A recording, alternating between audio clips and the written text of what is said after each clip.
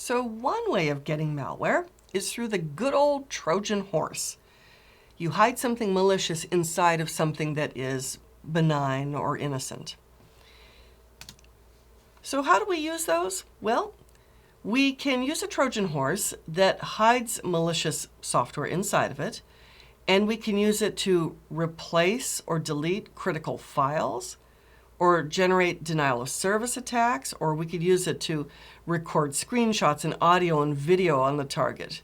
Or we could use it, once we've infected the target, we could use it as a source of spam.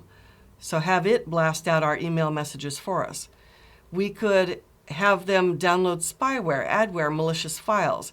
We could disable antivirus software or firewalls. We can create backdoors for us to remotely access the target. We could have the infected computer be a proxy for relay attacks. So I'll infect somebody's machine and I'll send my attacks through them so it looks like it's them. We could have them be part of a larger army, a botnet, an army of zombies that are working fine in the, just in front, but in the background they're doing something like all together doing a distributed denial of service. And we can use the Trojan to steal passwords, codes, credit card information. We could have keyloggers. We can do so much stuff because we have remote access to that target. Now here are common ports used by Trojans.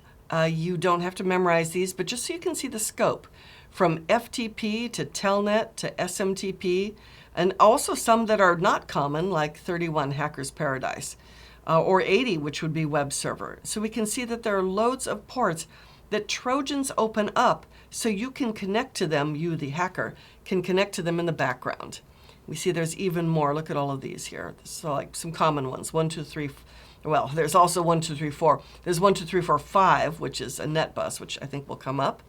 So loads and loads of these. Look at how many.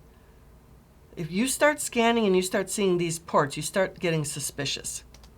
Look at all these. Look at all these ports that Trojans open up. Look at this. Just look at this. So many of them. And there's 1, 2, 3, 4, 5, and 1, 2, 3, 4, 6 net bus. That's an oldie but goodie. Look at this. Even more. More. Loads and loads of possible ports. These are just some common Trojans and the ports they opened up.